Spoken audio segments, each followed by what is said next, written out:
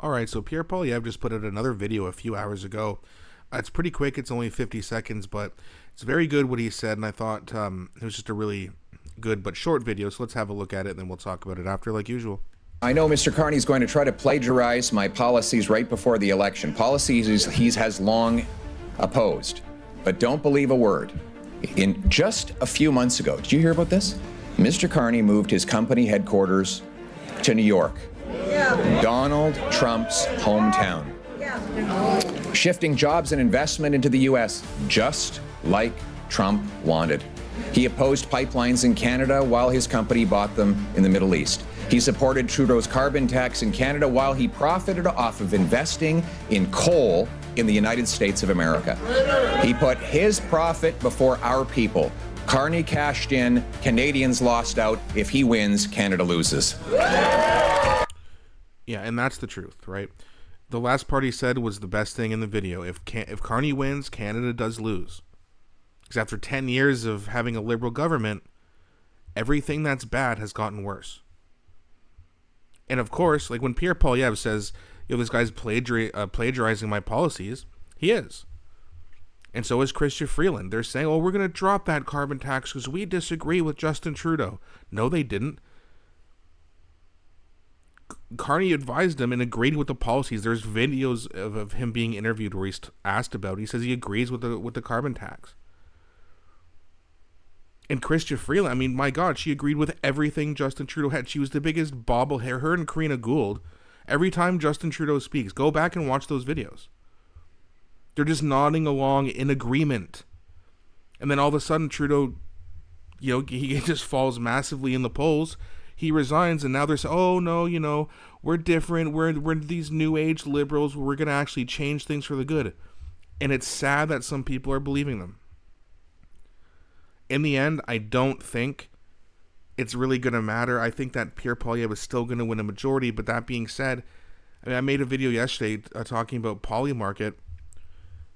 And, he took another 5% drop in just one day. He was at 69% yesterday, 64 now. Now, that being said, it kind of goes up and down. And it's still showing that he's favored to win. But the gap is closing even in the betting market.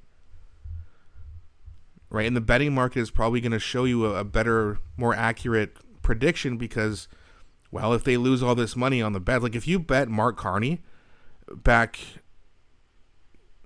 what is it here, January 14th, Mark Carney only had a 12% chance.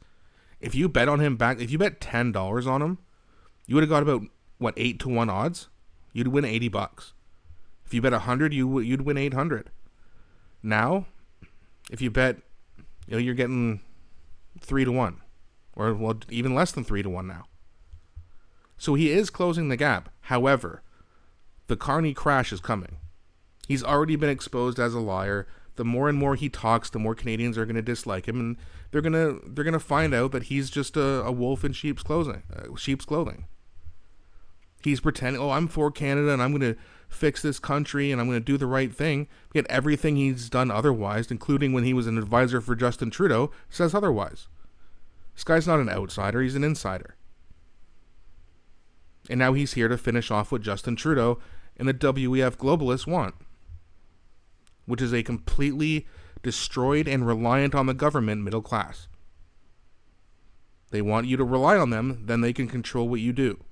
And they clearly are already trying to do that.